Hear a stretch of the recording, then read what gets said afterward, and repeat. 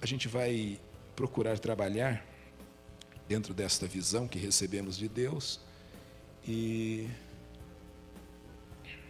procurar entender a importância da gente valorizar um pouco mais, não só a casa de Deus, mas a acolhida que acontece a partir da recepção, no momento em que nós acolhemos as pessoas, recebemos as pessoas na porta do templo. Então, ali na página 3, você vai ver que eu conto há um relato, de um casal que estava enfrentando uma crise profunda no casamento. Depois de muitas discussões, silêncio, desgaste emocional, eles decidiram ir a uma igreja pela primeira vez em muitos anos. Não por causa da fé, mas como último recurso antes da separação definitiva. Durante o caminho, quase não conversaram. Havia combinado que, se nada acontecesse ali, cada um seguiria seu próprio caminho. Quando chegaram à igreja, foram recebidos na porta com um sorriso sincero, um abraço acolhedor e palavras simples. Estamos muito felizes por vocês estarem aqui hoje. Sejam bem-vindos à casa de Deus. Algo aconteceu naquele instante. O ambiente de frieza começou a se quebrar. Durante o culto, choraram juntos e, ao final, procuraram o pastor e disseram: hoje decidimos dar mais uma chance ao nosso casamento, porque sentimos que Deus ainda se importa conosco e isto começou na porta.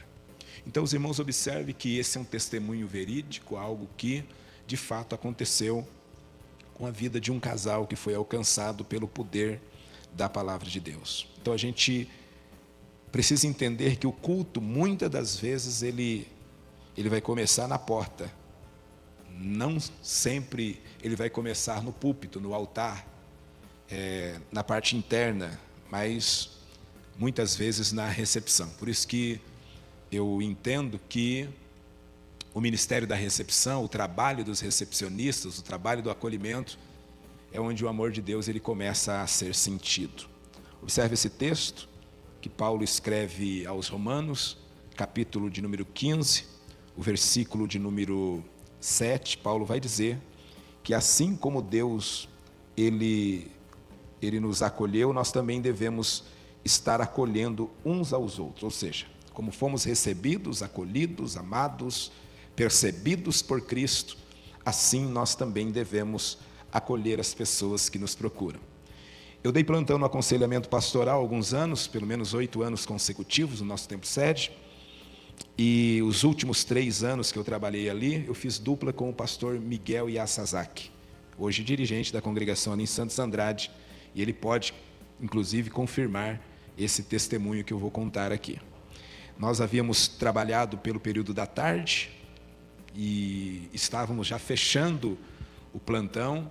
Eu tinha que pegar o meu filho mais velho já na creche onde ele estava, e então nós nos despedimos e estávamos indo. E quando eu estou fechando a porta do plantão de aconselhamento, veio uma senhora, e bastante aflita, bastante angustiada, e disse: você precisa me atender, porque faz hora que eu estou tentando achar o estacionamento aqui da igreja e não sabia onde era, não conheço nada aqui, e eu preciso de um atendimento. Em resumo, o pastor Miguel, ele precisou se ausentar, tinha um outro compromisso que não podia ser adiado, e eu liguei para minha esposa e disse: olha, preciso que você vá buscar o Lucas, porque eu vou estender um pouquinho aqui o atendimento. E o que me marcou e me chamou a atenção, porque foi exatamente na porta a abordagem que eu fiz a ela, acolhi, sentei com ela, ouvi ela por aproximadamente 40, 50 minutos, e aí orientei, dando um conselho, falando a respeito do trabalho de evangelismo que nós estávamos fazendo. Naquela ocasião eu era o líder de evangelismo da igreja sede, ou da congregação sede, e estava desenvolvendo algumas atividades, como o projeto Cristo em Casa, resolvendo levar a equipe para atender famílias nos seus respectivos lares. Dorival fez parte dessa equipe, e a gente estava já desenvolvendo o trabalho na Praça Tiradentes, atendendo moradores de rua, a gente estava fazendo já um trabalho nos sinaleiros da região central, enfim, eram muitas as atividades. E eu propus a ela trazer o seu esposo, visto que ela já desabafou ali que estava vivendo uma grande crise conjugal, estava prestes a uma separação, problema gravíssimo com a sua única filha, e, enfim, convidei eles para estarem no culto pela manhã, culto de consagração na quarta-feira, um culto que eu atendi na igreja sede por 12 anos consecutivos. E, pela graça de Deus, eles entenderam que havia uma luz de Deus para que eles pudessem ser alcançados pela graça, vieram no culto na quarta-feira, eu os recepcionei na porta do templo, acolhi eles para o culto, ministrei sobre a vida deles uma oração especial, e depois fiz uma proposta para a gente fazer um trabalho de intercessão na sua casa, e foi algo assim muito especial. E onde eu quero chegar? Eu quero chegar que tudo começou num acolhimento na porta do plantão do aconselhamento pastoral, posteriormente, na recepção do templo, quando eu acolhi, marquei horário com eles do início do culto, estava ali pronto para recebê-los, e, em resumo, a gente fez um trabalho muito intenso, houve várias reuniões. Num primeiro momento, o esposo, nos dias das nossas reuniões lá, ele dava um jeito de escapar, de dar uma fugidinha, e de repente teve um dia que o Espírito Santo, segundo ele, falou: você está correndo, mas esse é o caminho que você deve seguir. Em resumo, este casal, essa família que eu atendi, hoje são os coordenadores do nosso Decádice. Evangelista Diógenes, a irmã Vani, a Maiara, que é a filha, que hoje está congregando na igreja PIB, mas, enfim, uma família alcançada pela graça, pela salvação em Cristo Jesus, porque sentiram-se acolhidos, tendo uma boa recepção e, posteriormente, claro, um trabalho que se seguiu, e o nome do Senhor Jesus, até hoje, vem sendo honrado, exaltado e glorificado. Então, é importante a gente considerar isso e valorizar este trabalho. Então, quando a gente pensa, né, quem é que está adentrando, quem é que está chegando pelas portas do nosso templo, do nosso santuário? Importante a gente estar observando isso. Por quê? Porque muitas das vezes a gente não vai ver apenas um ser humano que está entrando ali, um ser vivente. Existe uma história, existe, eu entendo assim, uma trajetória, e a gente muitas das vezes pode estar, né, recebendo uma pessoa, um casal que está vivendo uma intensa crise conjugal, como é o caso desse testemunho que eu relato, a situação que estava acontecendo com o casal que eu mencionei, que eu atendi na nossa igreja sede. Então, a gente pode estar sendo um instrumento de Deus para estar ajudando essas pessoas a terem uma direção, uma saída, um escape, uma solução em Deus. Então, às vezes, a gente pode estar encontrando alguém que nunca entrou numa igreja evangélica. Quantas pessoas, né, que conhecem, às vezes, somente as fachadas do nosso templo. Às vezes conhecem só a parte estética, só a parte de fora. Mas quando adentrarem ao santuário, poderão ser impactadas com corações carregados do amor de Cristo, com vidas que refletem o senhorio de Cristo e que podem, sim, ser instrumentos para transformar essas vidas. Às vezes pode acontecer da gente estar recebendo alguém que está no último nível de uma depressão, pensando seriamente em tirar a própria vida, e por isso que a gente precisa estar atento a todos os que estão transitando pelas nossas portas, pelas nossas recepções. Às vezes nós podemos estar recebendo alguém que está, como eu disse, né, pensando em desistir, alguém que não está encontrando esperança, alguém que não está encontrando alento, alguém que não está conseguindo reorganizar ou organizar seus pensamentos, precisando de apoio, precisando de uma palavra, precisando de um aconselhamento.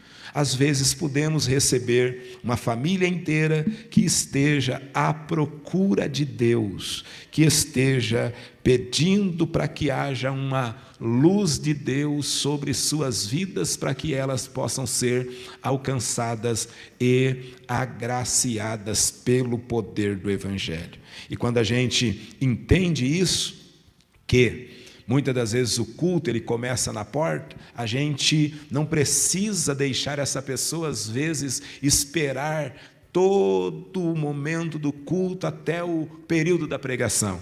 Às vezes, logo no início, logo na chegada, a gente pode fazer a diferença na vida desta pessoa e ela sentir de fato, verdadeiramente, o amor de Deus e ser já impactada por este amor, por essa graça, por esse cuidado no seu coração. Por isso, eu gostaria de dizer aos irmãos que a primeira impressão é muito importante, né? Que o ser humano ele leva de 1 a 7 segundos para formar a primeira impressão. Então, por isso que eu preciso estar, né, apto, por isso que eu preciso estar com o coração disposto, coração carregado de alegria. Eu preciso estar, né, com a minha vida bem com Deus, para que eu possa assim refletir melhor a graça, a glória, a bondade e a misericórdia de Deus na vida dessas pessoas, a qual nós podemos assim acolher.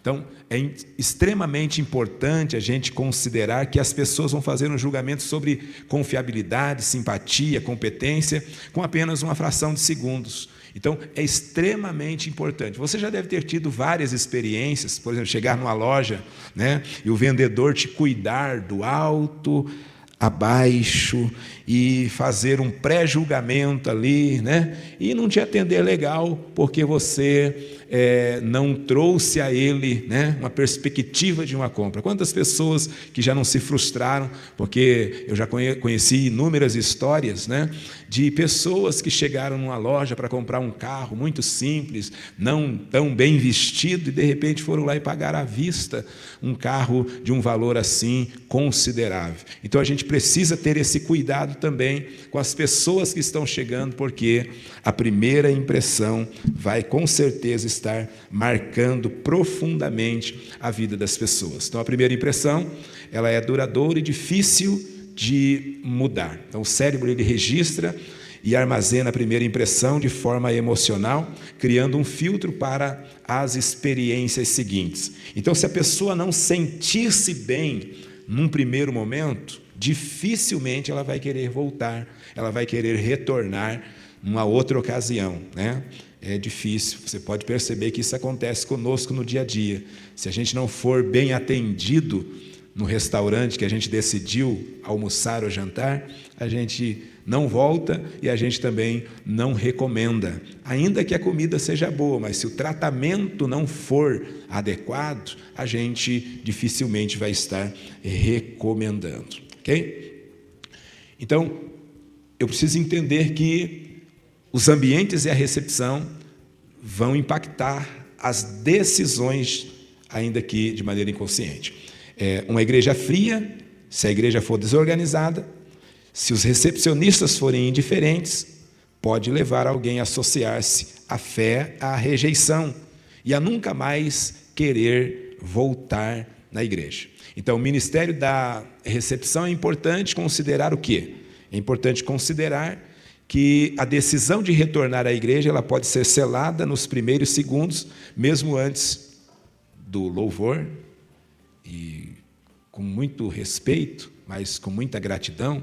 Que equipe de louvor abençoada e maravilhosa que tem aqui na congregação do Santo Inês. Deus abençoe e continue usando a vida dos nossos queridos irmãos e irmãs. Mas escuta, a recepção pode fazer a diferença antes da música, antes mesmo da pregação. Então, o ambiente emocional criado na entrada, ele pode ativar sensações de pertencimento ou de rejeição. Então, a maneira que a gente olha, a maneira que a gente se relaciona logo ali na entrada, isso pode deixar alguém confortavelmente ou alguém se sentir desconfortável.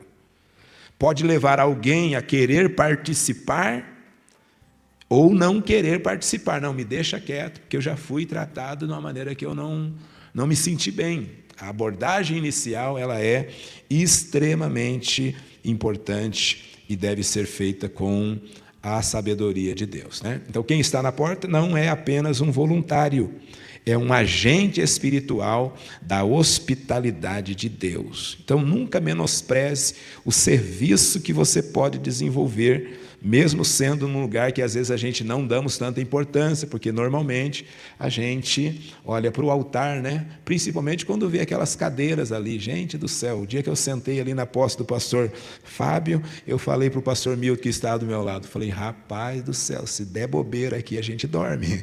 O negócio é bom demais, é bom demais. Mas enfim, eu preciso entender que, né, estando lá, e eu vou mostrar para você isso dentro desse estudo, dessa primeira aula, que de fato a porta é um lugar onde nós podemos ser, sim, instrumentos usados de uma maneira poderosa nas mãos do Senhor, o nosso Deus. Então, não pense que a porta é simplesmente o lugar que dá acesso, não pense na porta simplesmente como um lugar que foi colocado no prédio um elemento arquitetônico que vai, né, permitir alguém entrar ou sair. Então veja a porta como um símbolo espiritual de transição entre o mundo e a presença de Deus. Então a Bíblia ela deixa muito claro isso, e eu vou mostrar para você que porta na Bíblia é lugar de encontros, lugar de tomar decisões,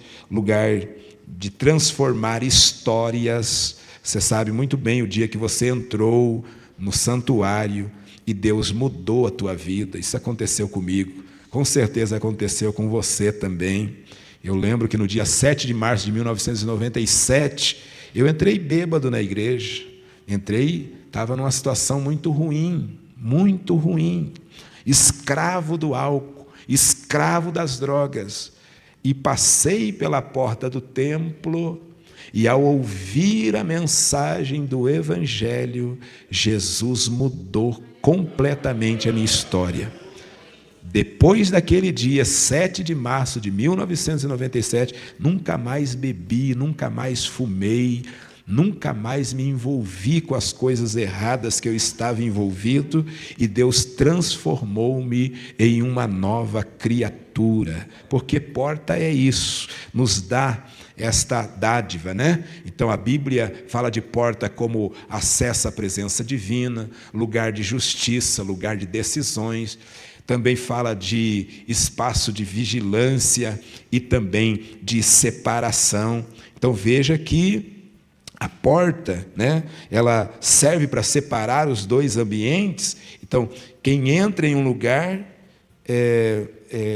pode entrar, no caso, no santuário, sendo uma pessoa, e ao sair, pode sair do santuário sendo totalmente outra pessoa.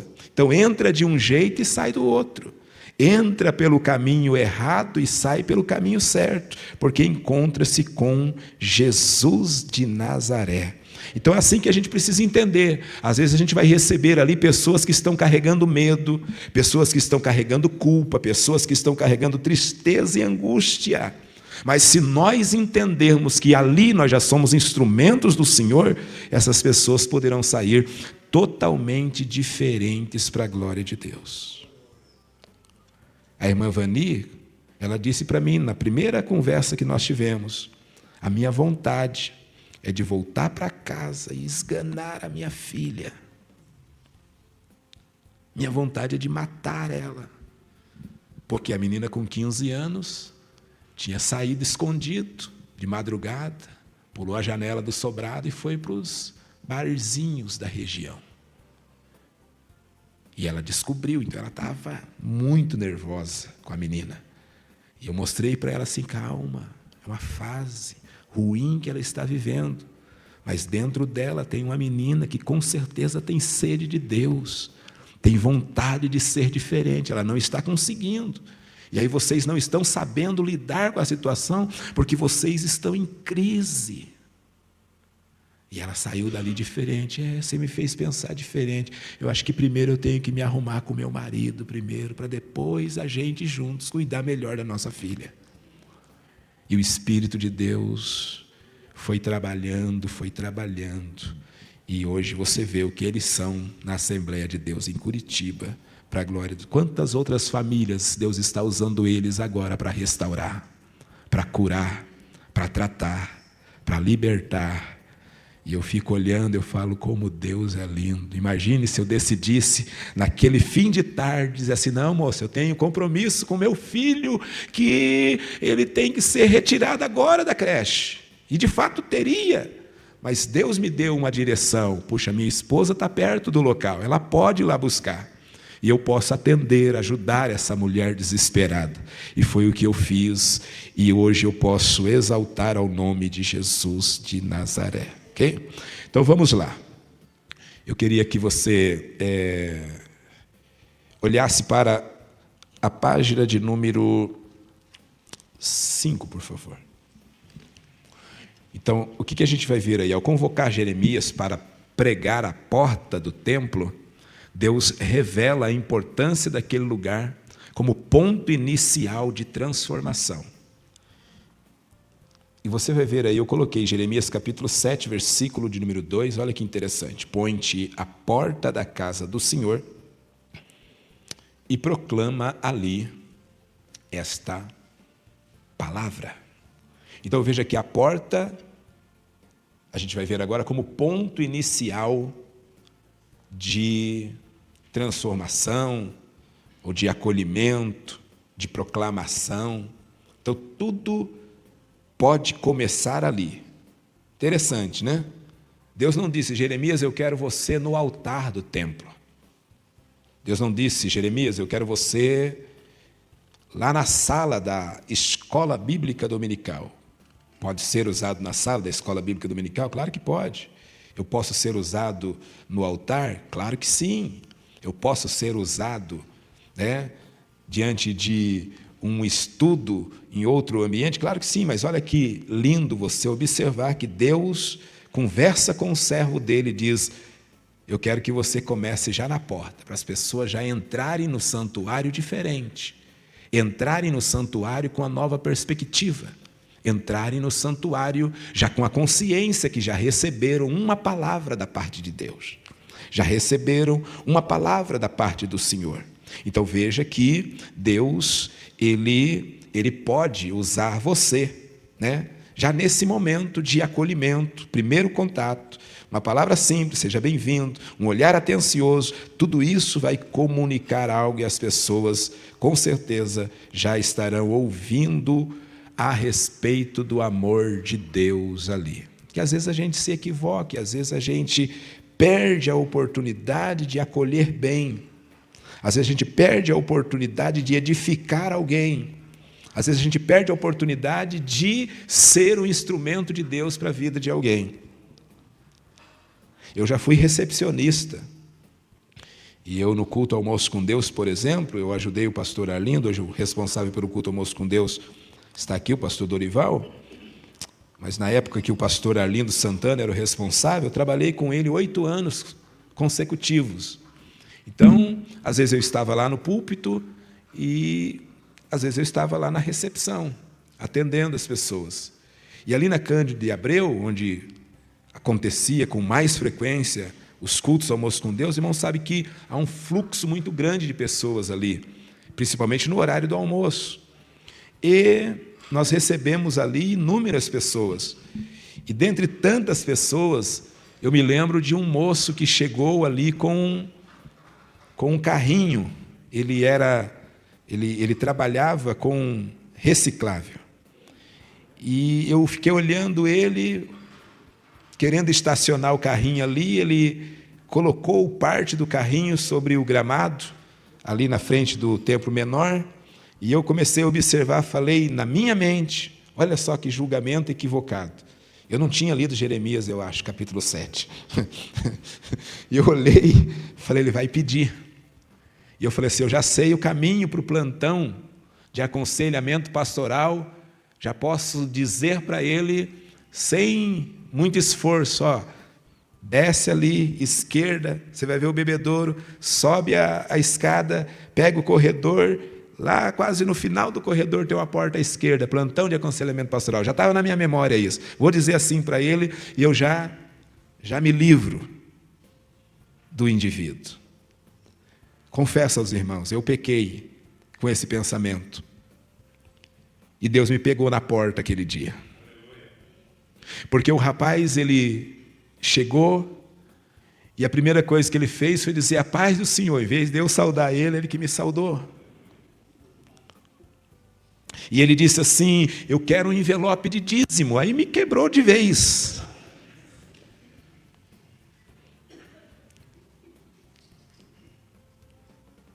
E aí, para achar o envelope de dízimo, estava na mesa na frente assim, mas eu não via mais, porque eu apanhei, a pancada foi tão grande, que me sumiu o envelope.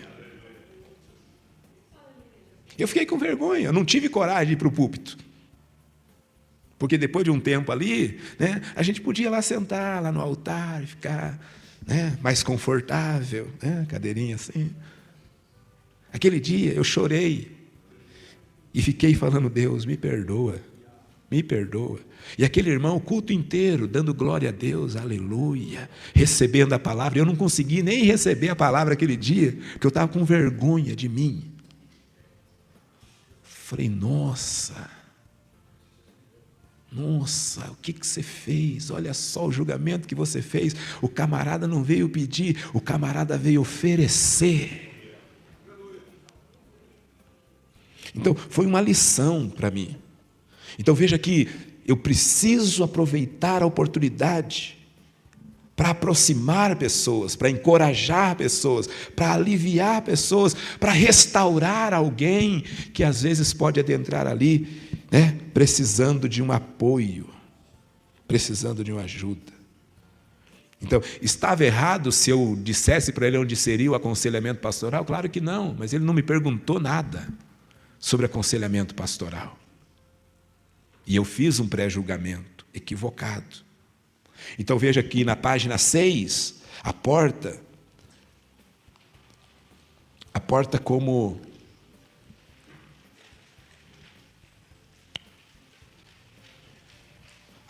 um lugar de intercessão. Então, depois da gente ter visto, né, esse número 1 aí, a porta como lugar de acolhimento, de proclamação, está aí o texto na tela também, se você, né, se observar. Então veja, a recepção é o primeiro sermão silencioso com que muitos visitantes tenham contato.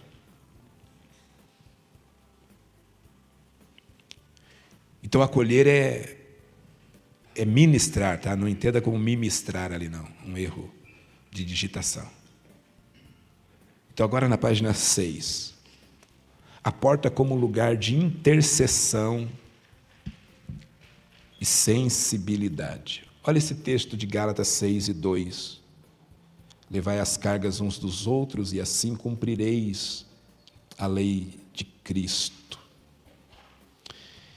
Esse texto é interessante a gente observar, e eu não vou ter tempo, mas eu sugiro os irmãos, depois leem com mais calma, com mais tranquilidade, o que Paulo vai dizer, a partir do capítulo 6, sobre essa importante missão da gente ser uma igreja que desenvolve-se como uma comunidade do amor, como um ambiente de terapia, como um lugar onde a gente trata pessoas feridas, aqueles que por algum momento vacilaram, erraram, transgrediram, e Paulo vai recomendar que os espirituais devem fazer isso de maneira inteligente, acolhedora, com amor, com mansidão, tá? Mas não dá para a gente falar sobre esses detalhes, mas eu decidi, inclusive, deixar bem fácil de entender, porque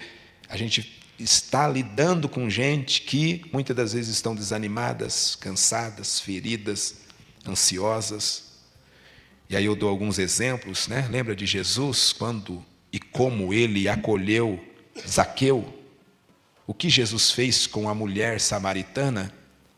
O que Jesus fez com Bartimeu, que era um homem ignorado? o que Ele tem feito com inúmeras pessoas esquecidas. E a gente precisa ser instrumentos de Deus para saber acolher essa gente. Quem me acompanhou no trabalho que nós desenvolvemos na gestão de 10 anos atrás, pouco mais de 10 anos, 10 anos, o tempo que eu fiquei fora dessa superintendência de evangelismo, eu fui o primeiro superintendente de evangelismo na gestão do pastor Wagner Gabi, e pela graça de Deus ficamos 4 anos e 9 meses, e com o trabalho que a gente fez por 6 anos consecutivos na Praça Tiradentes, atendendo pessoas em situação de rua, e foi um trabalho assim que a gente viu Deus restaurar inúmeras famílias e pessoas, e dali nasceu o Dia do Resgate, um trabalho que nós fizemos com moradores de rua, mais precisamente, trazendo para a igreja, dando banho, cortando cabelo, fazendo barba, trocando toda a roupa do indivíduo, desde a roupa íntima até o casaco, e a gente montava um kit de higiene, vinha uma toalha, vinha creme dental, escova, sabonete, enfim, todo um kit de higienização. O indivíduo, ao chegar ali, ele era acolhido pela nossa recepção, e aí já passava por uma triagem, e aí já era encaminhado, quer para o banho, quer para fazer barba, cortar cabelo, e aí a gente dava uma geral no indivíduo. Era um trabalho muito marcante, mas assim, nem todos vão entender, nem todos vão ter essa visão, nem todos vão conseguir entender esse texto, inclusive, levar a carga de quem está sofrendo.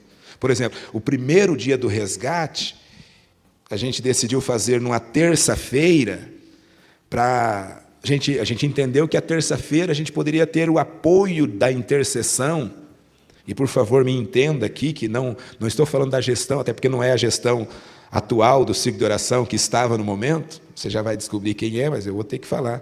Enfim, eu levei lá um grupo de pessoas que a gente tirou da rua depois que eles tomaram banho, estava tudo limpo já, mas eles foram apresentados como os mendigos que estão aqui no culto.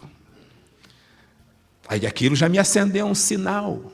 Nós não estamos preparados, nós não estamos prontos. Então, foi uma única vez só que eu levei eles para o culto. Por quê? Porque a gente precisa saber que nós estamos lidando com gente que está passando por um processo de crise. Tem gente que quer ficar assim? Tem muita gente que quer ficar assim. Mas eu te garanto que tem inúmeras pessoas que querem mudar de vida. Só para você ter uma noção. Teve um dia desses do compartilhar, está aqui o Dorival, que pode dizer isso. Nós levamos, eu não lembro quem foi o irmão que pegou um rapaz 7 horas da manhã, totalmente embriagado. Havia feito suas necessidades fisiológicas na sua roupa, quer a necessidade número 1 e a necessidade número 2, fez tudo na roupa. E o irmão corajoso foi lá e pegou ele no colo, levou para a Kombi, e chegou na igreja, deu banho. Chegou na igreja, ele higienizou o rapaz, e o rapaz estava muito bêbado, que dormiu até às 11. Lá por 11h30, ele começa a se despertar, e entende que ele está na igreja, entende que alguém deu banho nele, entende que alguém ofereceu aí cuidados para ele, ele toma café, vai melhorando, dá por umas 3 horas assim, ele fica quase bom. E ele recebe uma oportunidade para ser internado na comunidade irmão. Ele aceita. E a gente descobriu que ele estava desviado da igreja. E naquela segunda-feira, que foi a ocasião do dia do resgate, ele reconcilia com o Senhor. E ele vai para a comunidade dizendo, vocês me deram uma família, aqui é minha família. E ele frisou bem forte, dizendo, daqui eu só saio para ir para o céu. Só vou sair daqui para ir para o céu. Segunda, terça, aí ele estava bem sóbrio, agradecendo o dia inteiro pela família que ele recebeu, pelo acolhimento, por alguém se importar com ele, cuidar dele, higienizar ele, dar uma Bíblia para ele, falar de Jesus para ele, dar roupa limpa para ele, e ele, gente, eu nunca mais quero sair daqui eu só vou para o céu. Quarta-feira, 8h da manhã, eu recebo a ligação do obreiro Vanderlei, que atendeu muitos anos a comunidade Irmão, e ele disse assim: pastor, sabe aquele rapaz que vocês trouxeram ontem? Na segunda, melhor dizendo? Eu falei: sei. Você lembra, pastor, que ele falou que só saía daqui para ir para o céu? Eu falei: lembro. Eu falei: e daí? Não, pastor, estou te ligando, porque ele acabou de falecer nos braços do Digão. O Digão é o irmão do Anderson Silva, que você conhece, aquele lutador. O irmão dele é interno lá no Irmão, até hoje acho que Dungão. Enfim, o irmão Tiago faleceu nos braços do Dungão. E eu fiquei assim impactado, eu estava na sala de aula, eu fiquei tão impactado, eu falei: meu Deus, puxa vida, já estava marcada a morte dele para hoje, porque ninguém pode deter o dia da sua morte.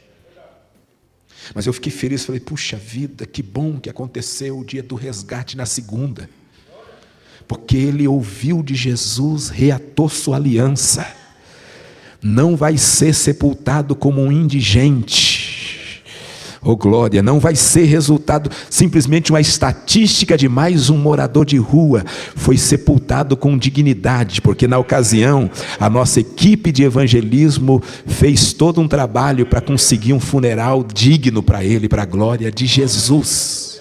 Você consegue entender essa sensibilidade que a gente precisa ter? E interceder, e saber que a gente está ali numa batalha, numa guerra espiritual, que a gente precisa ser instrumento de Deus. Então, número 3, página 7, 3:30 eu termino, tá? A gente dá uma pausa e depois a gente volta. Porta como lugar de honra e serviço. Esse salmo é muito conhecido. O poeta diz: eu preferiria estar à porta da casa do meu Deus do que habitar as tendas da impiedade. Então, por favor, para de questionar e reclamar: puxa vida, eu estou na escala hoje para ficar lá fora. Hoje é minha escala para ficar no estacionamento. Hoje é minha escala para ficar na recepção. Agradeça. Agradeça. Até porque é importante a gente lembrar que Samuel começou abrindo a porta, mas não ficou só no abrir e fechar da porta. A Bíblia diz que desde Dan até Berseba todos sabiam que ele era confirmado como um profeta do Senhor. Não foi só profeta, foi sacerdote. Escuta, um rapaz que começou sendo porteiro se transformou num homem que era a boca de Deus no meio do povo e que levava as causas do povo diante de Deus. Não ficou só nisso, foi o último juiz de Israel. Por quê? Porque Deus, Ele tem prazer de nos honrar quando a gente entende que nós, mesmo o fato de estarmos num lugar que parece ser simples, é um lugar onde nós podemos trabalhar e servir e ver Deus sendo glorificado. Amém? Então, ser recepcionista não é uma tarefa menor. É uma posição de honra aos olhos do Senhor. Página 8. A porta como um reflexo de Jesus.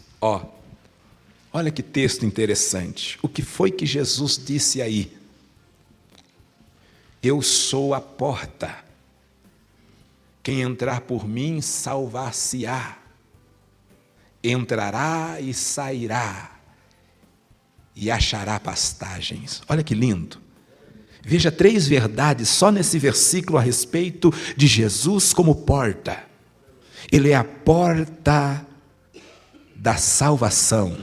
Quem entra por mim será salvo.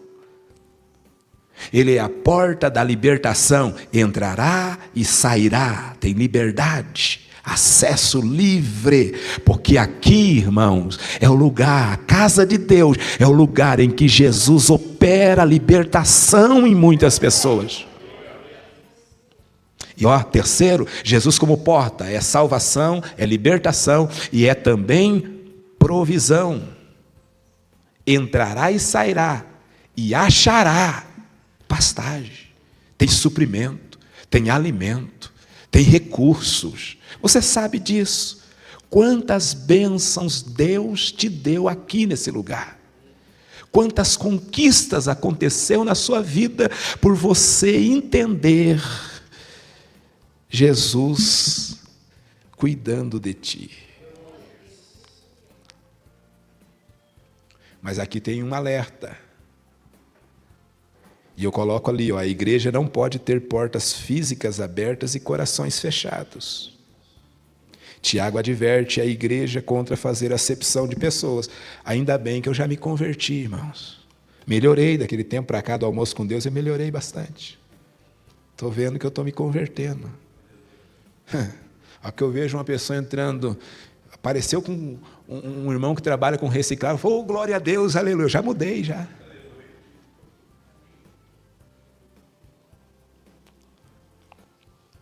Então todos devem ser recebidos com amor, ricos e pobres, visitantes e tímidos, familiares simples, pessoas feridas, novos convertidos, quem chega diferente de nós.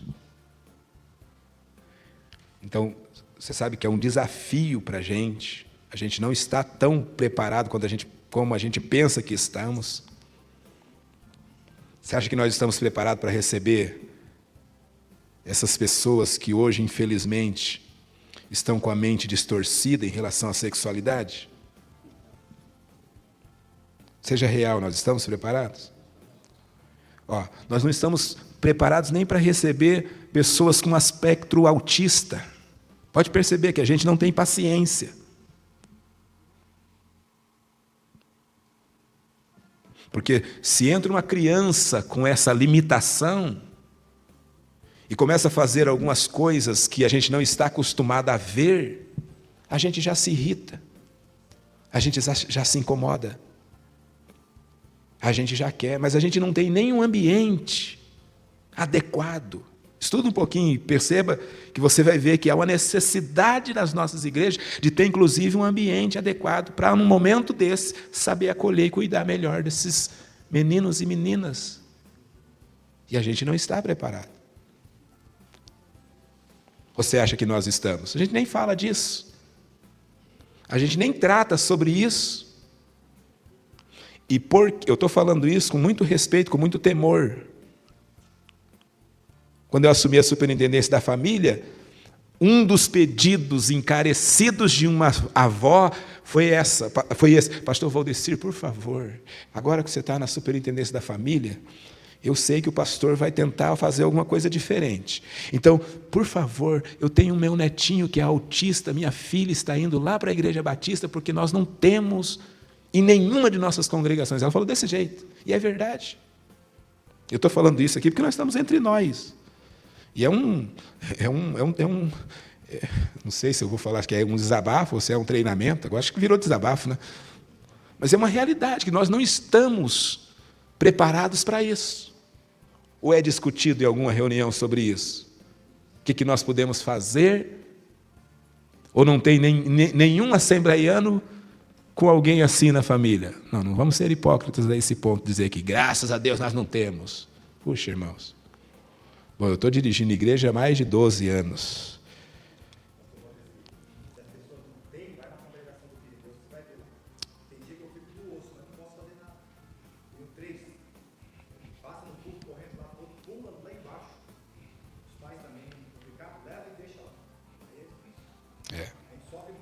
Sim. Então veja que é muito além, né? Então vamos ficar por aqui, porque senão daí a gente já não vou ser chamado para o conselho. Eu não quero isso. Eu só estou dizendo que a gente teria que pensar nisso. Vamos lá, irmãos. Então cada recepcionista é chamado a ser um reflexo da porta viva que é Cristo. Então a gente tem que entender, puxa, eu estou aqui. Se entrar alguém oprimido, eu preciso ter consciência que essa pessoa precisa ser liberta. E aí, mas é só o pastor que pode orar por libertação? Ou alguém que tenha, né, a experiência com trabalhos? Não, eu posso. Por isso que eu devo ter consciência que eu estou num lugar de honra e sou o representante de Jesus ali. Então vamos lá, a porta como expressão de alegria e de adoração, página 9. Está escrito aí, ó. Entrem por suas portas com ações de graças. E às vezes é complicado, né, irmãos? A gente que transita pelas congregações, a gente tem algumas experiências maravilhosas. Igual, cheguei aqui, o pastor Fábio já me perguntou: tá aí, você quer que eu leve lá o teu pendrive? Precisa de ajuda? Eu falei: não, pastor. Falei: o menino da mídia, o Misael, já me acolheu. Já pegou todo o material aqui, já levou para lá, para o Ezequiel, e está tudo certo. Mas eu já tive experiência dentro da Assembleia de Deus. Pela misericórdia de Deus, eu recebo bastante convite para pregar. E não digo isso por vaidade. É um chamado que Deus me deu. E nessas tantas e tantas andanças, já teve dia de eu chegar no culto antes, no início do culto, sentar, passei pela porta assim, eu queria dar a paz do Senhor, mas alguém talvez passou. Não sei se viu, se eu passou, o pregador passou. Eu queria dar a paz do Senhor, mas fiquei só no passou. E aí o culto em andamento, e eu ter que ouvir do púlpito: estamos esperando o pregador e até agora nada. Aí eu falei assim: puxa vida, meu Deus do céu, as luzes do templo estão acesas. Não é desculpa que não vi o pregador, não está escuro. As luzes estão acesas. Eu falo: já está de brincadeira, né? Está de brincadeira comigo. Então, assim, gente, estar tendo essa oportunidade, né? Esboçar um sorriso, uma palavra sincera, uma palavra verdadeira, isso faz a diferença. Isso deixa a pessoa mais confortável. Isso pode mudar para sempre a vida da pessoa. Olha as minhas primeiras experiências, uma das primeiras experiências lá no Bairro Alto. Fiquei 10 anos lá. Tinha uns obreiros maravilhosos lá. Mas vocês sabem que o pastor Wagner Gabi, nosso mundinho presidente, de vez em quando, ele pega a gente de surpresa. Ele aparece no culto sem falar nada que vinha, e você fica assim, você fala. E teve um trabalho de ciclo de oração lá. Na época, a irmã Maria Gabi, saudosa memória, estava entre nós. E a minha esposa estava saindo para ir buscar a preletora que estava hospedada no hotel lá próximo. E ela saindo assim, ela vê que o pastor Wagner Gabi encostou o carro já na entrada do pátio da congregação, e ela viu que o recepcionista, varão, não sei de quem, mas disse assim para o pastor: volta, porque está assim, ó. E a minha esposa saindo a pé, porque o carro estava lá fora. E ela não estava acreditando que o irmão estava de fato fazendo. E o pastor Wagner Gabi não é que deu a ré? Tinha uma vaga ali. E ele deu a ré. E a minha esposa voltou deixa eu usar aqui a expressão, voltou num pinote para dentro. Morava na casa pastoral lá. Ela voltou: Val, pelo amor de Deus, vai lá, porque o pastor Wagner está ali no portão, e o irmão abençoado que está lá, e mandou ele voltar, e o pastor colocou o carro lá na rua. E, gente, eu não sabia, eu fiquei ruim o culto inteiro, daquele jeito que você fica, fala: puxa vida. Puxa, se o dono da empresa chega na empresa, você fala assim: não, você não pode entrar aqui. Como é que fica? Eu falei: pastor do céu, pastor, por favor, pastor. Puxa vida, pastor, estou morrendo de vergonha. Não, mas é daquele jeito, ele tentando contornar. E, enfim, aquele culto para mim foi daquele jeito, né? Fiquei com vergonha. Aí eu fui falar com o irmão, ele disse, não, comigo é assim mesmo. Eu sou... Falei, não, irmãos. Falei, não. O que ele tem de mais? Não sei o que. Eu falei, não, irmão, por favor, irmão. Eu falei assim, não, você não vai fazer isso. Você, por favor, o dia que ele aparecer aqui de novo, se você não receber bem, se você não fazer as coisas, você nem imagina o que eu vou ter que fazer com você, irmão, tem que te afastar. Aí tá, eu vou terminar agora aqui.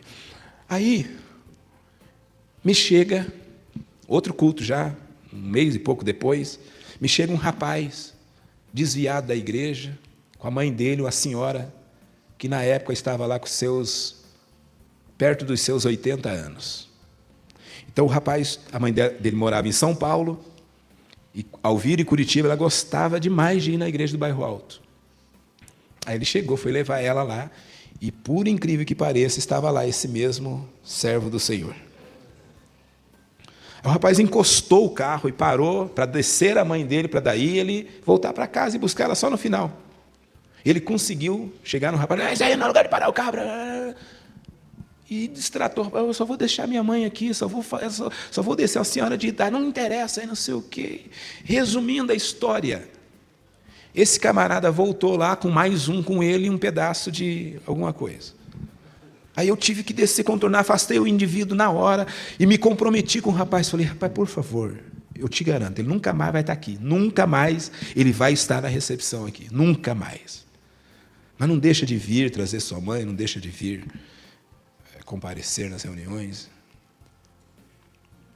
Deu um pouquinho de trabalho, mas para os irmãos entenderem, quando a mãe dele faleceu, ele pediu para mim sair de Curitiba e ir lá fazer a cerimônia fúnebre da mãe dele no estado de São Paulo.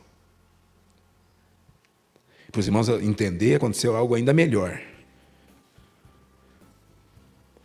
Ele ficou uns dias sem dormir, porque disse que eu estava aparecendo na frente dele. Falei, misericórdia, eu sou tão ruim assim? Não, mas não é, deve ser coisa boa. Você está precisando de alguma coisa? Eu falei, não. Ele disse, não, mas por que então? Porque eu não estou conseguindo dormir, só vem você na minha cabeça. Eu falei, não sei, homem. Ele disse assim, eu vou aí, você está aí na igreja? Eu falei, estou, eu vou aí. E ele chegou lá, começou a meter a mão no bolso assim, tirou um cheque daqui, outro dali e tal, e me entregou umas folhas de cheque. Esse aqui é para você, disseram. Aí talvez eu vou ter paz se eu te entregar isso aqui. Eu fui olhar, tinha 11 mil reais, você acredita nisso? Aí passou outro dia, ele disse assim, 2015, eu assumi lá 2014, 2015, 40 anos da igreja fundada pelo pastor Satírio, na Colômbia. Ele disse assim, eu sou muito amigo do pastor Satírio, ele me convidou para essa festa, eu não vou poder ir. Você pode ir lá no meu lugar? Eu falei, rapaz, eu até posso, mas eu não tenho condições agora, no momento de fazer uma viagem. Não, mas eu vou pagar tudo para você. Eu falei, opa, aí já pode comprar passagem, o dia que o senhor quiser. Gente, olha o que o senhor me fez. Ele falou assim, só que você tem que levar uma oferta lá para o pastor Satírio para mim. Eu falei, deixa comigo. É acostumado ali com quinhentão. Ele me entrega $7.000. Assim, está aqui o pacote, isso aqui é para o pastor Satírio. Eu falei, rapaz... Aí os capetinhos começam a aparecer assim, né? Aí é só ser com $7.000. Falei, sai, Satanás.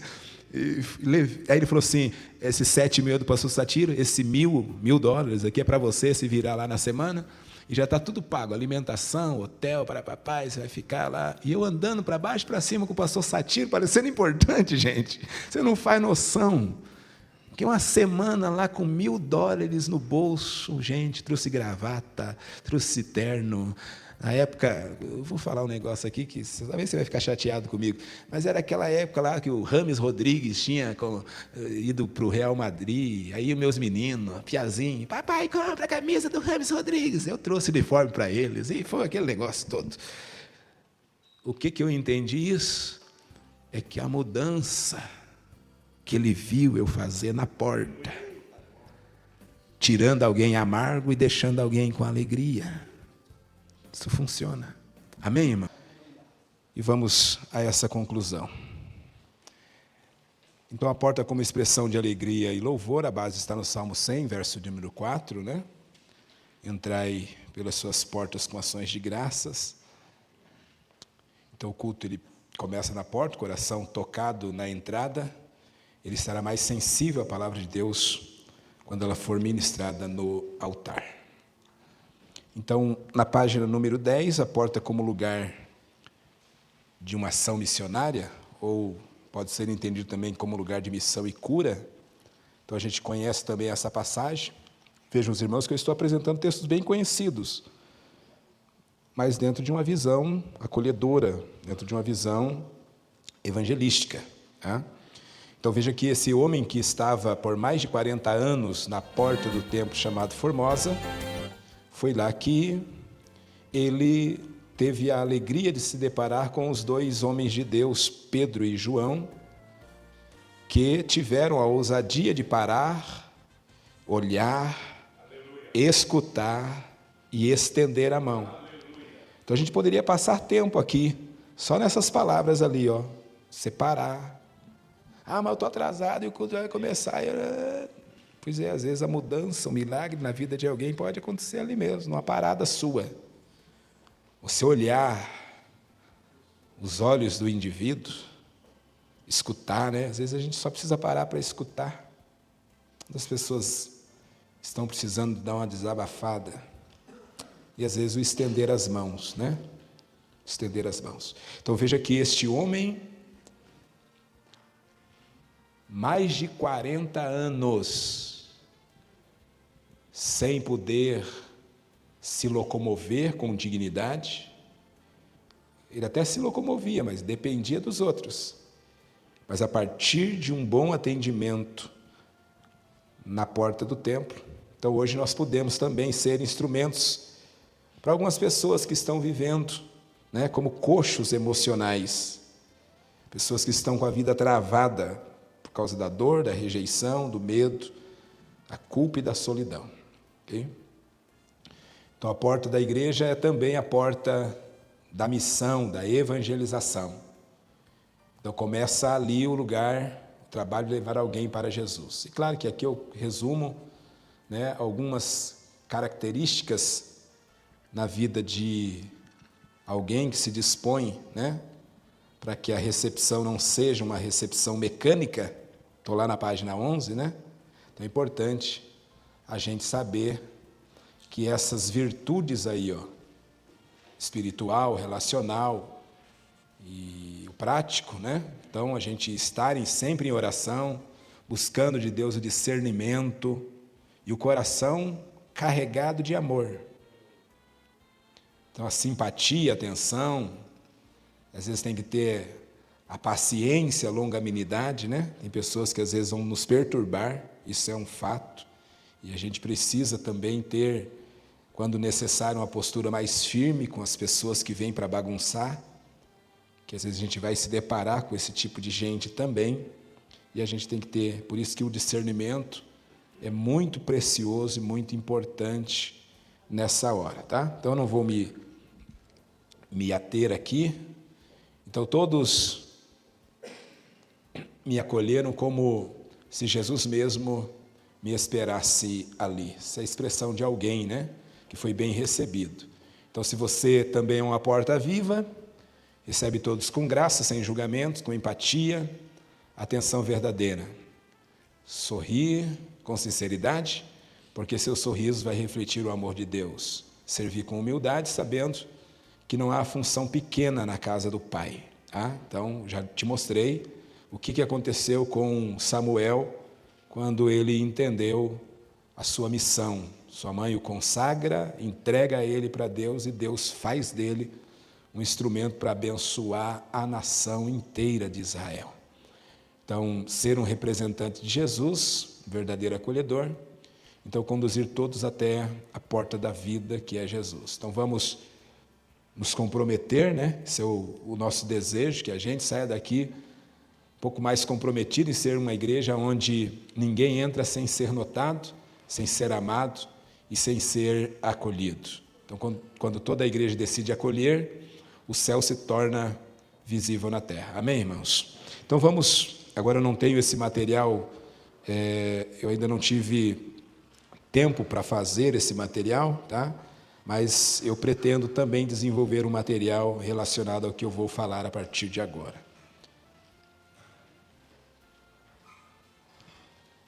Bom, então nós estamos propondo, 4 atos em uma missão. Falamos do primeiro ato, que é o acolhimento.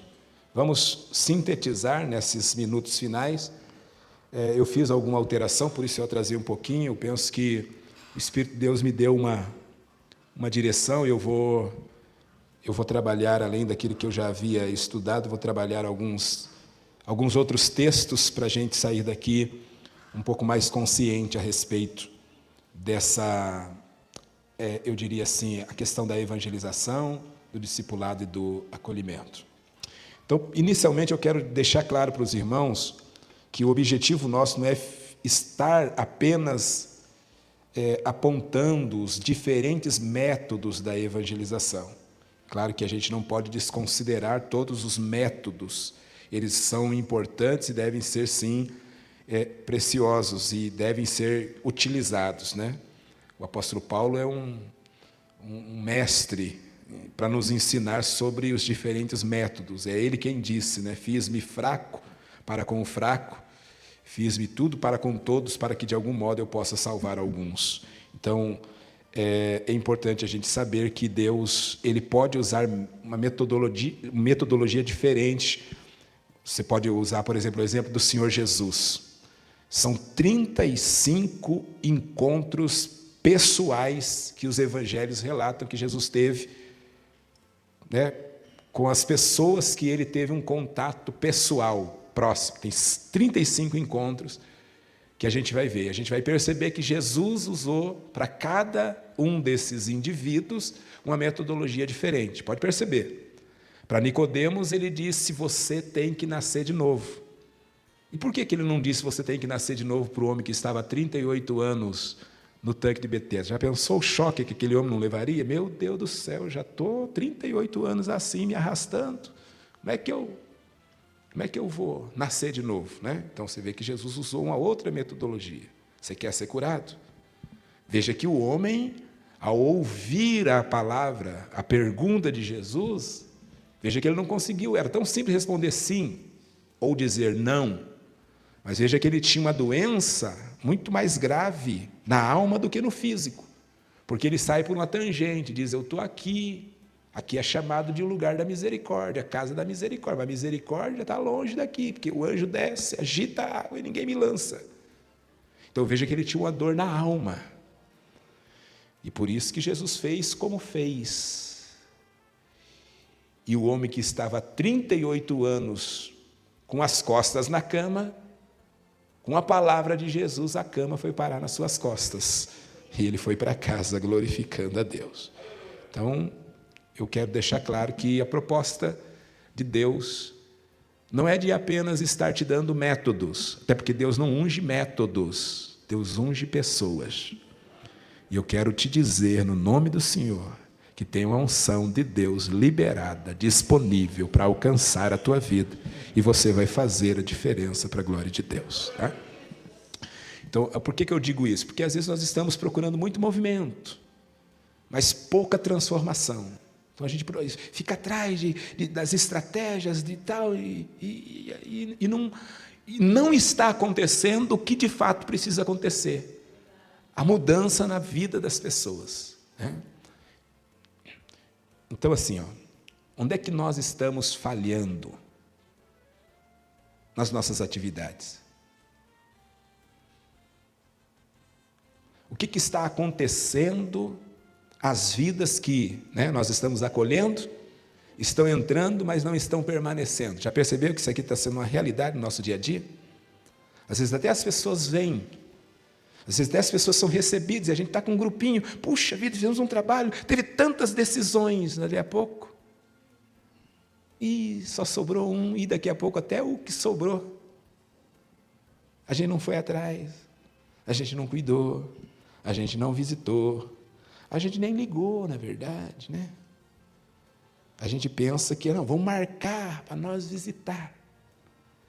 E aí a gente precisa lembrar que o tempo máximo para você entrar em contato com a pessoa depois da conversão é 48 horas. Se passar disso, já perdeu a vontade de voltar.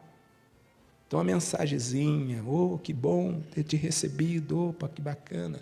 Isso, com certeza, vai fazer a diferença. Bom, não vou me ater no texto aqui por causa do tempo, tá? Você conhece muito bem o texto, Mateus 28, 19 e 20, tá? A ordem do Senhor Jesus, ensinarmos e fazermos discípulos, né? Isso é um mandamento do Senhor. Então, assim, todos esses 4 atos, eles fazem parte de uma única missão. Então, como igreja, eu preciso entender, eu tenho que estar acolhendo, eu tenho que estar evangelizando, eu tenho que estar discipulando, eu preciso estar cuidando das pessoas. O que é que às vezes acontece? Às vezes acontece da gente evangelizar e não discipular. Às vezes acontece da gente cuidar e não evangelizar. Às vezes acontece da gente estar acolhendo bem, mas não estar evangelizando. E a gente precisa ter essa consciência de necessidade de estarmos melhorando, ok? Então, vamos lá. Então, a evangelização é quando eu me proponho a estar preocupado em fazer alguém passar pelo processo do novo nascimento. Que Paulo vai dizer, e você conhece muito bem, o ser humano está morto. Assim éramos nós. Ele diz isso em Efésios 2, de 1 a 3. Estávamos mortos nos nossos delitos e pecados. Mas o que acontece? A graça vem, nos vivificou. Andávamos segundo o curso deste mundo. É assim que as pessoas estão andando. Segundo a vontade da carne. E tem gente que é dominada pelo príncipe da potestade do ar, mas ela não entende que tem um ser espiritual, tem um demônio que está atuando na vida dela. Hoje a gente sabe porque Deus abriu os nossos olhos espirituais. Lembra que Paulo disse que o Deus desse século tem cegado o entendimento dos incrédulos para que eles não vejam a luz do evangelho da glória de Cristo? Então, a gente precisa entender que as pessoas estão espiritualmente mortas e a gente precisa conduzi-las ao novo nascimento. Então, a evangelização não é a conclusão do trabalho, é só o início. E a gente se empolga, né? Preguei e teve 10 almas que eu ganhei para Jesus. Será que ganhou mesmo? Será que elas foram conduzidas já ao batismo na primeira pregação? Não, a gente só iniciou um processo. Então tem que cuidar, tem que manter. Não foi assim que Jesus disse? Vos escolhi para que vades e o vosso fruto, para que deis frutos e o vosso fruto o quê? Permaneça. Então, fruto permanente. Essa é a proposta. Então, a evangelização é o abrir da porta, é o início. Então, eu não posso gerar uma nova pessoa. Por que Paulo volta na região da Galácia, agora com uma carta? Lembra das viagens missionárias que ele fez, principalmente a primeira viagem missionária? É ali que estão as igrejas na região da Galáxia. E por que ele vai dizer assim, de novo eu estou sentindo por vocês dores de parto, até que Cristo seja formado em vós? O Paulo entendeu que ele não podia abandonar. Você sabe que mesmo na primeira viagem ele foi evangelizando e ele volta cobrando o ânimo de todos os discípulos. E olha que ele tinha sido apedrejado. Ele entra na cidade. Paulo podia ir por 24 horas, claro que sim. Mas poderia dizer assim, não, me dá dispensa aí, Senhor, porque, puxa vida, eu não sabia que eu tinha que sofrer assim. Não, ele cobra o ânimo e diz, gente, importa-nos passar por muitas tribulações para entrar no reino dos céus. E ele não se contentou apenas em passar uma outra vez. Não podendo ir fisicamente, ele escreve. E diz, eu preciso ver Cristo ser gerado de novo em vós. Por isso eu vou escrever. Então, pensando em evangelização, eu queria que você olhasse para esse texto aqui. Lucas capítulo 8, os versículos de 1 a 3 inicialmente, depois a gente vê a outra parte. e vamos tentar finalizar com 1 Coríntios 3. Tá? Então vamos lá. Quem que é o semeador dessa parábola, né? Então a gente precisa entender que Jesus é o próprio semeador e nós, que somos os seus discípulos, também estamos inclusos dentro desse bojo de indivíduos que são considerados como semeadores da palavra. E o que é a semente? Bom, a semente é a palavra. Lembra do Salmo 126? Aquele que leva a preciosa semente, andando e chorando. Então você tem algo preciosíssimo nas tuas mãos. Eu gosto de contar e replicar um testemunho que eu ouvi contado ou mencionado pelo pastor José Wellington Bezerra da Costa. Teve uma escola bíblica em Curitiba que eu ouvi aqui na nossa igreja sede e vi ele também falar, acho que numa escola em Londrina, esse testemunho, dizendo que um moço que evangelizava a tempo e fora de tempo, como disse Paulo, não perdia oportunidades, ele estava parado no sinaleiro em São Paulo e ele percebeu um menino com uma caixinha de bala e ele disse que entregou algo para aquele menino e disse, na rua tal, número tal, você vai nesse endereço e você vai apertar a campainha e dizer João 3,16. E o menino fez assim, e de repente ele foi acolhido por uma senhora que convidou ele para sentar-se numa mesa e a senhora lhe serviu com café. E o menino disse que pensou, eu não sei o que é João 3,16, mas deve ser um cara muito bom, porque me deu café. Aí, dali a pouco, chegou a hora do almoço, ele foi convidado para almoçar. Eu não sei quem é João 3,16, mas eu estou sendo bem cuidado hoje, está sendo um dia diferente.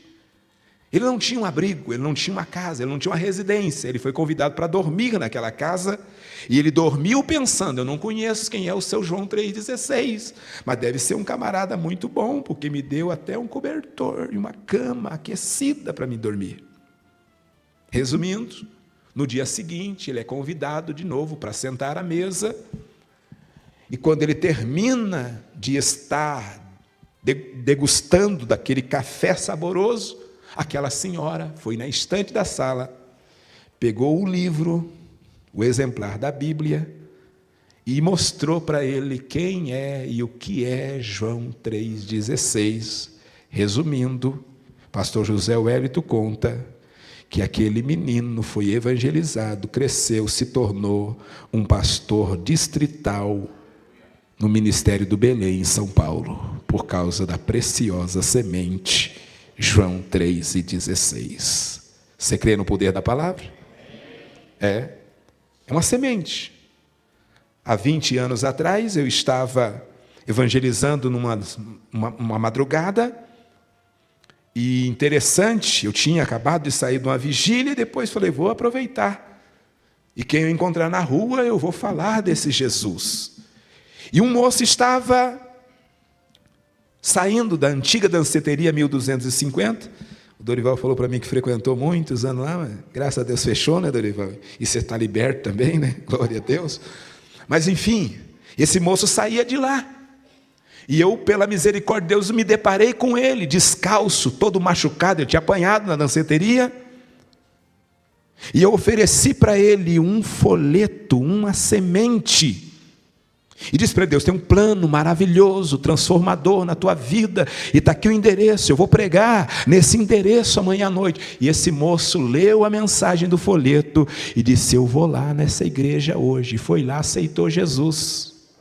20 anos agora, olha aqui para mim, eu fui pregar em Ponta Grossa, no encontro de varões, numa sede de setor, e antes de eu assumir o microfone, foi orar o pastor João Celso, e ele disse assim, me permita, irmãos, eu contar um testemunho. Há 20 anos atrás eu saía da danceteria, descalço, desiludido, e me encontrei com um moço que me entregou um folheto e disse: Deus tem um plano na sua vida. E eu estou feliz de encontrar esse moço, o pastor Valdecir, que me evangelizou há 20 anos atrás, e hoje eu sou pastor dirigente da Congregação do Bom Sucesso. Uma semente. Eu voltei de lá, irmãos, confesso, com desafio. Eu reassumi a superintendência de evangelismo, falei, puxa vida, nem folheto que a gente tinha. Pelo menos era 200 mil que a gente adquiria sempre. E a gente não tem mais. Eu fiquei assim, eu falei, ué, o que está acontecendo? É claro que eu estou preocupado, falo assim, meu Deus do céu. Aí fui conversar com quem poderia facilitar, e não teve facilitação, não. Um valor X vai diminuir um pouquinho. Eu falei, Senhor da glória, ajuda eu. Resumindo, falei, quer saber de uma coisa? Eu vou orar a Deus, e Deus vai levantar recursos e gente para ajudar. Está demorando um pouquinho, mas eu já tive, e vou contar para você, que eu já tive resposta de Deus e de quem Deus levantou para me ajudar. A partir de setembro a gente vai rodar 1 milhão de folhetos, 1 milhão de semente, a gente vai espalhar. Viu, pastor Fábio? A gente vai espalhar. Eu vou fazer questão de, para cada congregação, mandar uma quantidade boa para a glória de Deus. De diferentes temas, para alcançar todas as faixas etárias e todas as esferas da nossa sociedade. Estou terminando, falta 4 temas para mim terminar o pacote, e aí eu mando para ele, o dono da gráfica, lá da Corgraf, nosso querido irmão Davi.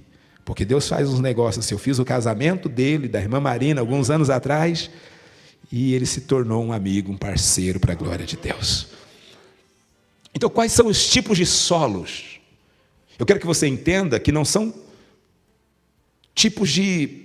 Não quero que você entenda os solos como tipos de pessoas, mas reações que as pessoas podem manifestar-se enquanto você estiver semeando a palavra.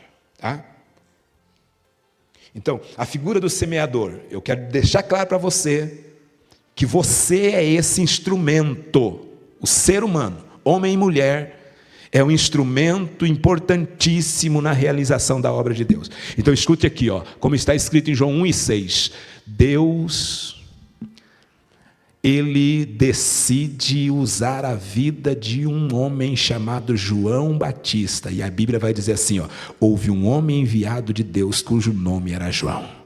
Então você será um enviado, você será uma enviada de Deus. Aí você bota teu nome como enviado e como enviado. Tem gente te esperando, tem gente aguardando você, tem gente que vai ser informada acerca da libertação, do renovo, da transformação, através de você que vai ser o enviado de Deus.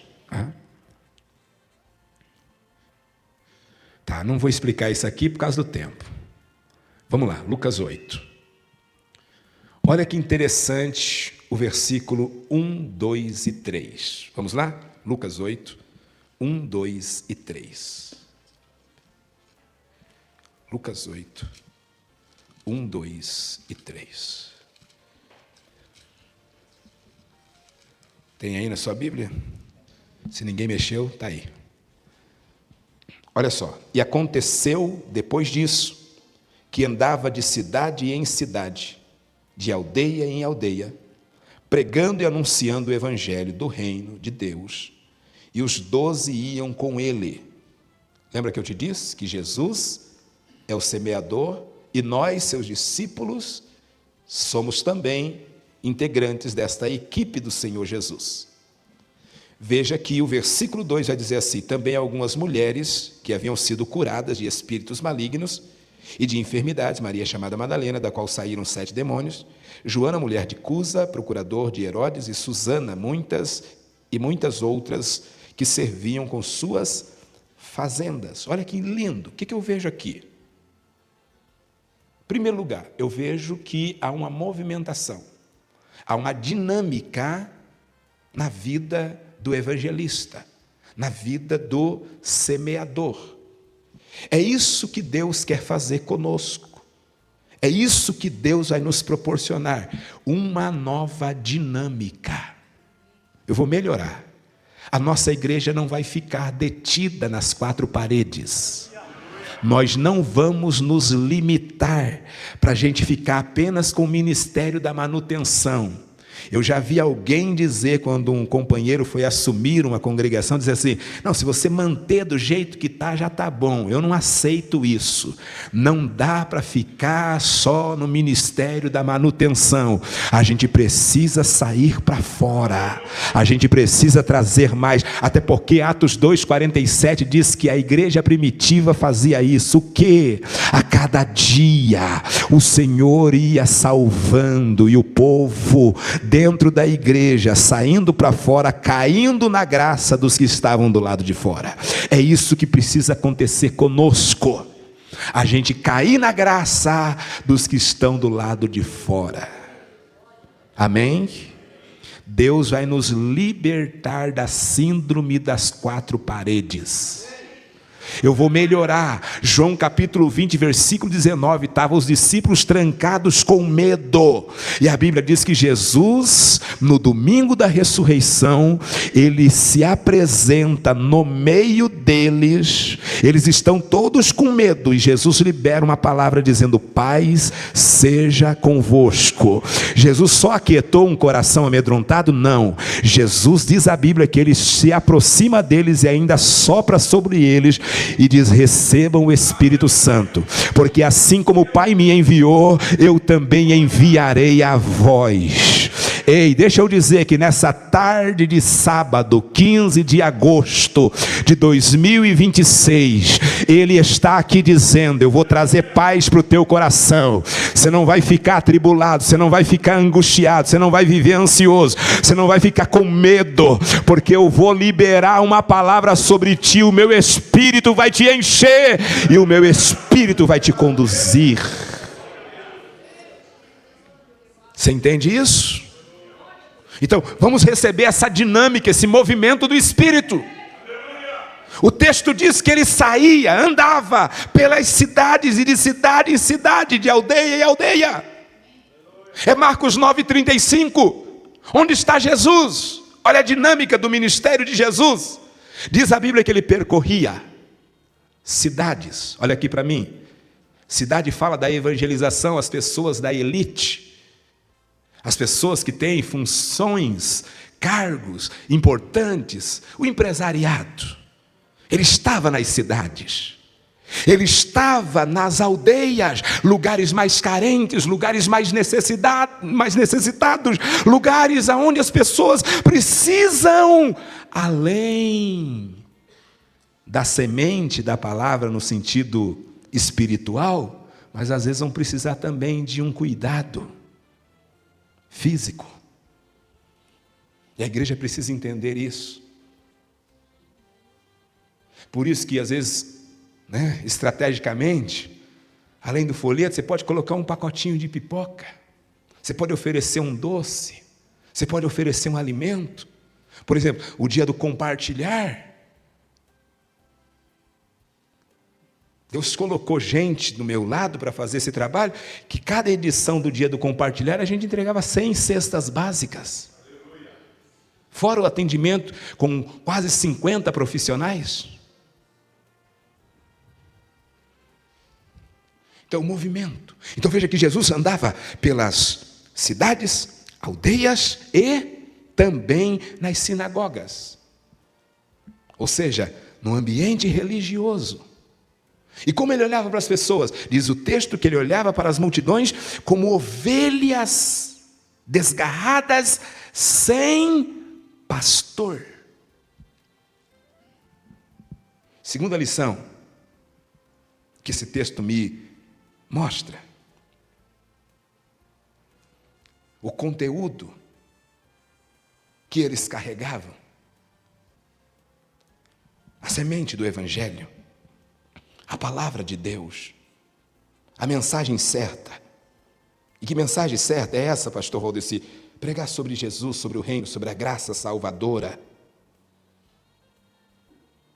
Eles não estão saindo para confrontar, para falar de política, o poder dominante de Roma, as injustiças sociais, as filosofias da religião, do Estado. Não, não, não. Eles estão levando o Evangelho. Esse era o conteúdo que eles carregavam. Porque, irmãos, a mensagem do Evangelho, ela é poderosa para alcançar o ser humano na sua totalidade. Por isso que você vai ouvir Paulo dizendo: eu não me envergonho do Evangelho, porque ele é o poder de Deus. Por isso que você vai ler 1 Tessalonicenses 1:5, e ele vai dizer assim, quando o nosso Evangelho chegou até a vós, não foi somente com palavras. Olha aqui para mim. Veja que Paulo não é um ignorante, dizendo como alguns, não importa o jeito que eu vou falar. Não, importa sim. A palavra proclamar no original é você falar de maneira audível e inteligível. É importante você parar para pensar qual é o público que eu vou falar. Conhecer a tua audiência é importante. Eu preciso entender isso. Então, uma boa dicção, uma boa oratória, saber utilizar as palavras corretas, isso é muito importante. Veja que Paulo não está descartando isso. Mas ele diz assim, não foi somente com palavras, mas com poder do Espírito Santo e com muita convicção. Ah, meu Deus do céu. Deus vai te dar tudo isso. Palavra, olha aqui, palavra, poder e o Espírito Santo. E convicção, você vai ter convicção do que e para quem você vai entregar a mensagem, amém? Terceira lição que esse texto, só esses 3 versículos aqui, eu encontro movimento, conteúdo e tem parceria. Veja que tem mulheres aqui que estão servindo. Isso é parceria. Veja que tem uma mulher que teve um passado obscuro, um passado terrível, porque se você puxar a ficha da irmã Maria Madalena, você vai ver que a mulher era daquelas assim, fala assim, puxa, sabe do sangue, Jesus me proteja. Eu vai olhar assim e dizer assim, não, essa aí é perigosa. Para começar, já tinha 7 demônios. Não, fala para mim, lidar com a pessoa com um demônio só já é um complicado, imagina com 7. Você nunca parou para pensar nisso? Aí Jesus pega e traz para a equipe de Jesus essa mulher com um passado obscuro, mas traz também uma dama da corte. A mulher do procurador fazia parte do ministério de Jesus. Com certeza para ajudar a ofertar. Tem uns varão que Deus põe no nosso caminho assim, que é uma maravilha. Eu te contei do irmão Davi. Mas tem uns varão também assim que fala assim, o cara está forte aí, vai trabalhar, rapaz. Imagine, lembra da viúva de Serepta lá, o Elias, me dá um pão. Se é um viúvo, você está doido, rapaz. Você está novo, cara. Mas a mulher olhou e disse assim, puxa vida, a última refeição. Não, mas vai, faz primeiro para mim, porque assim diz o Senhor, não vai faltar farinha na panela e nem o azeite na botija. Oh, glória. Pode ver lá para cuidar de Eliseu, Deus mexeu o coração de quem? Do marido, da sunamita ou da sunamita? Da sunamita, que a mulher tem uma sensibilidade mais aguçada. Pelo menos é o que me parece. Então, Jesus tinha pessoas que faziam parte do seu ministério. Eu quero profetizar. Deus vai levantar parceiros e parceiras para nós fazer a obra de Deus, irmãos. Deus vai fazer isso por nós. Deus vai pelejar por nós.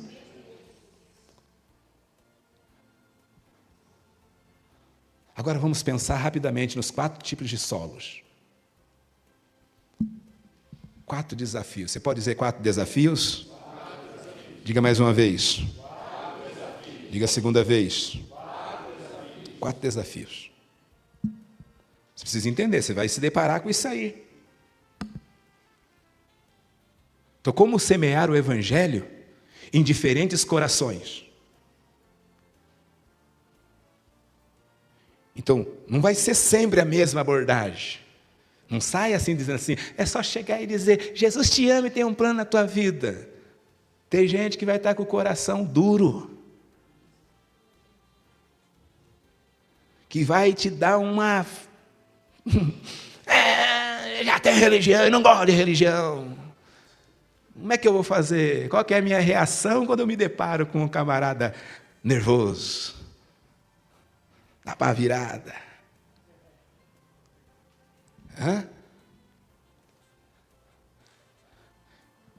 Então vai ter gente do coração duro, coração raso, gente que está sufocada, gente. E o coração, o terreno vai ser fértil. Melhorar. Então tem gente que vai resistir, tem gente que vai aceitar assim, e vai chorar na tua frente assim, hoje eu vou, é 7 horas mesmo? Aguarda eu lá. E você fica ali esperando. Deu 7h10, deu 7h30. E você diz assim até, pensei que era igual eu, que gostava de chegar atrasado. E não vai chegar. E aí? Então, vai ter gente que vai ficar nessa, meu Deus do céu, o coração está cheio de espinhos, que está sufocando. A pessoa quer até receber, mas diz assim, meu Deus do céu, será que eu vou na igreja ou vou para a balada? Será que eu vou na igreja ou vou para o boteco? Você acha que não tem dessa? Quando eu me converti,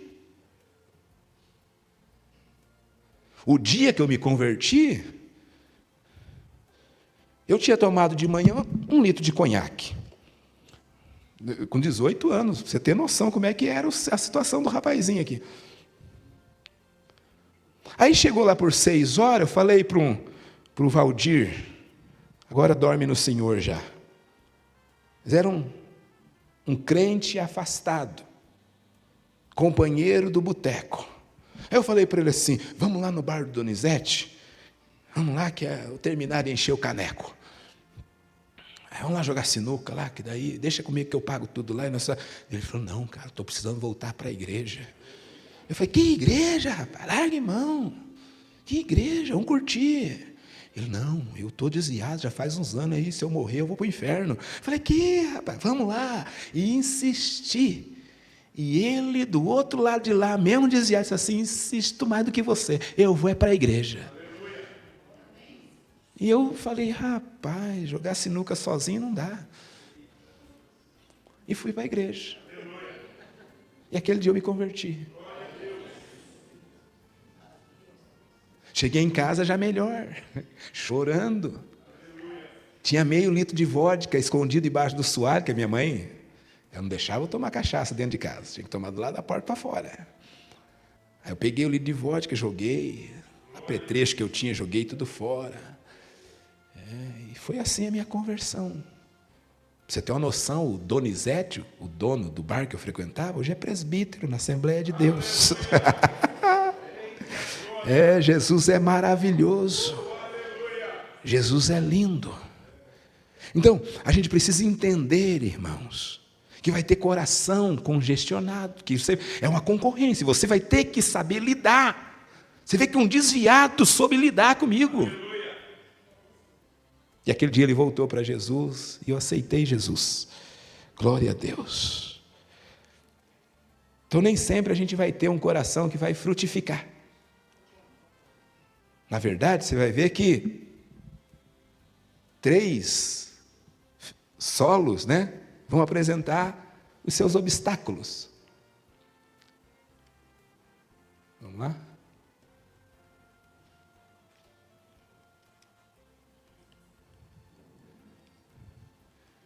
A mídia, dá um cliquezinho aí, me ajuda, por favor, que acho que deu um...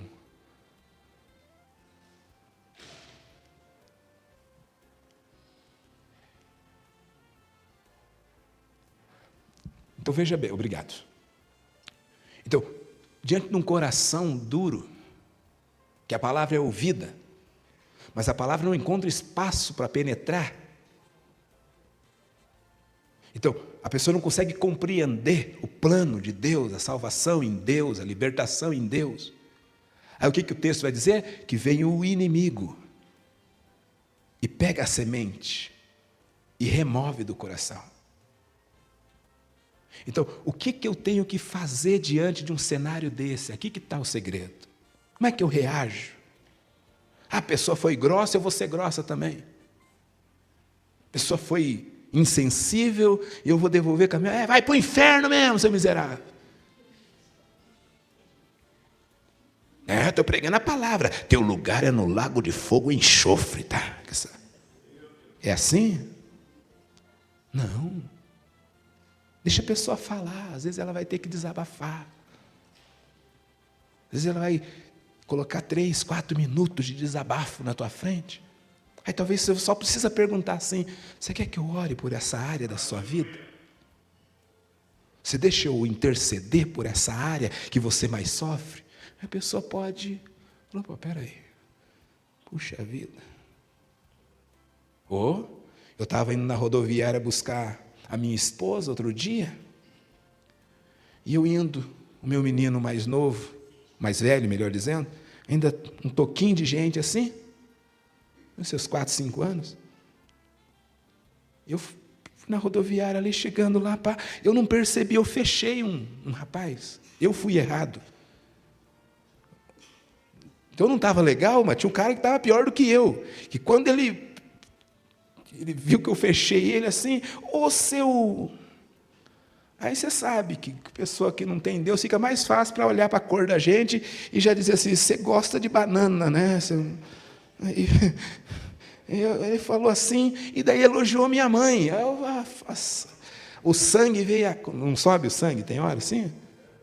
Ou é só comigo que acontece, de ficar nervoso assim? Eu estava com o meu piá, eu falei: eu vou mostrar para ele quem que é o... Aí, irmãos, eu projetei, falei: cara, eu vou descer desse carro, vou encostar ali. Encostei mesmo. Falei: Lucas, vem cá, vou mostrar para esse camarada.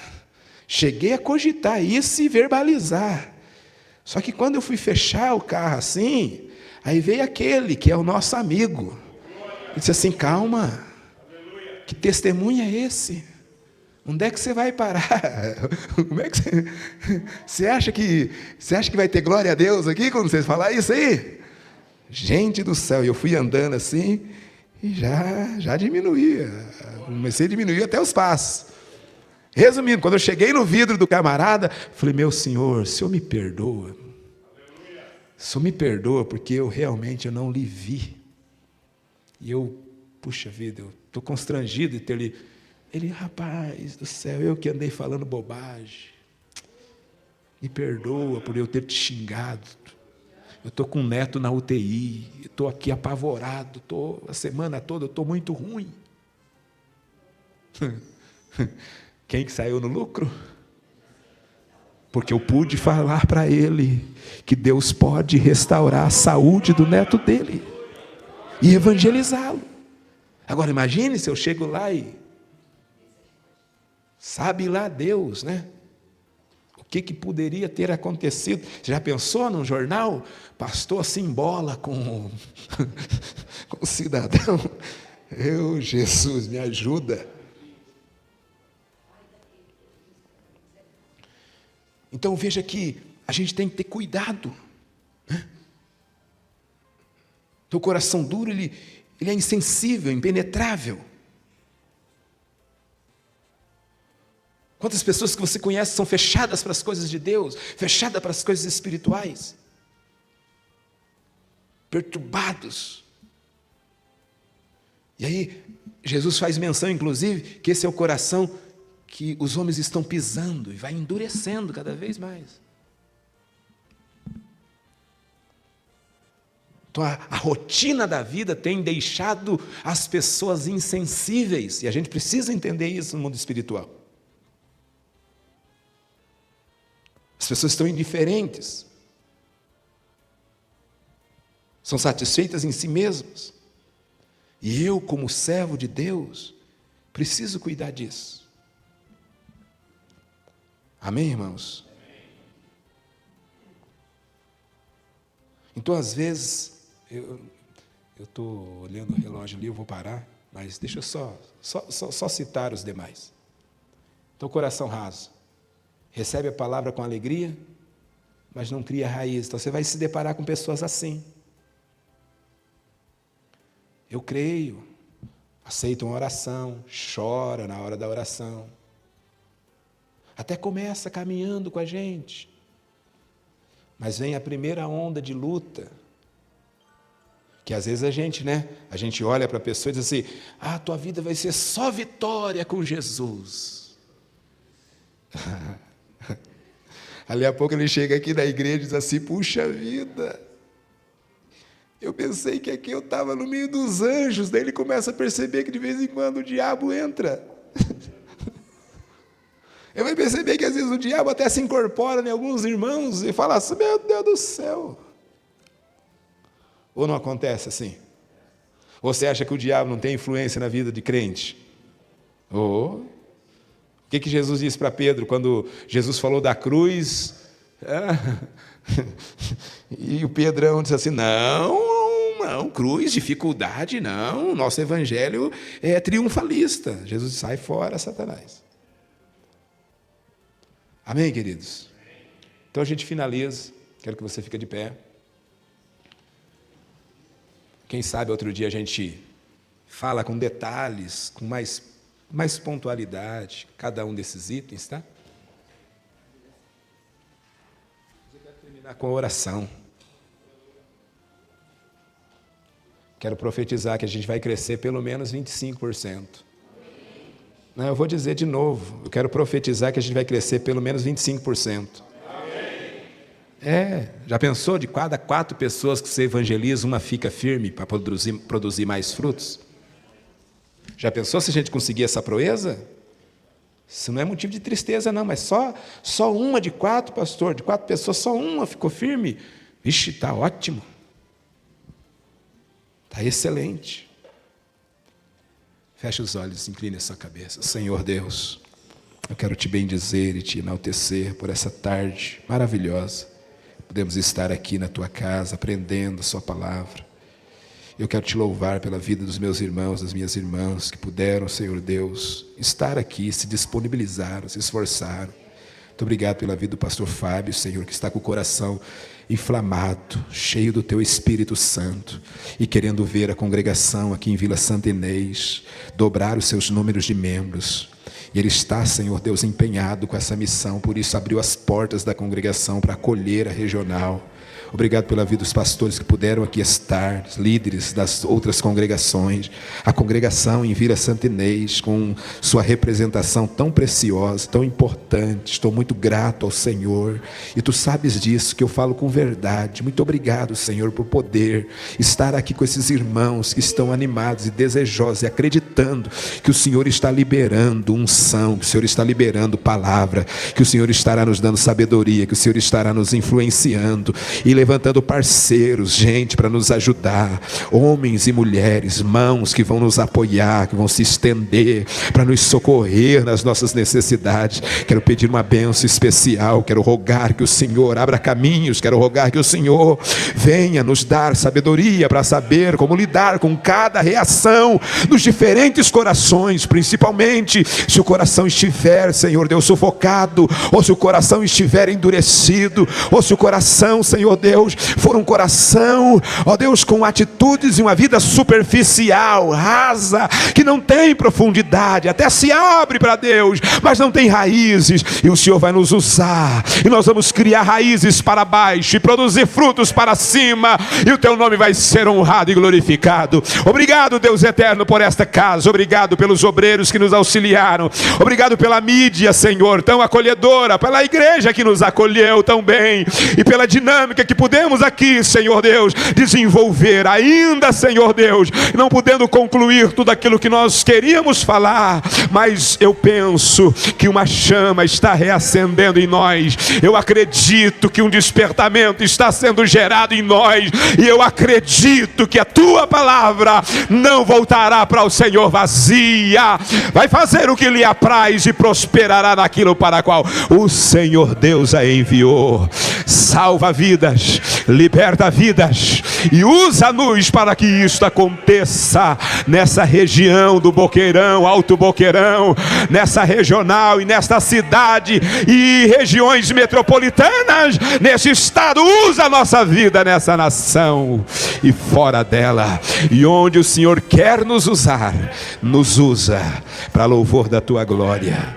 É a nossa oração com gratidão no nome de Jesus. Amém e amém. Queridos, Deus abençoe.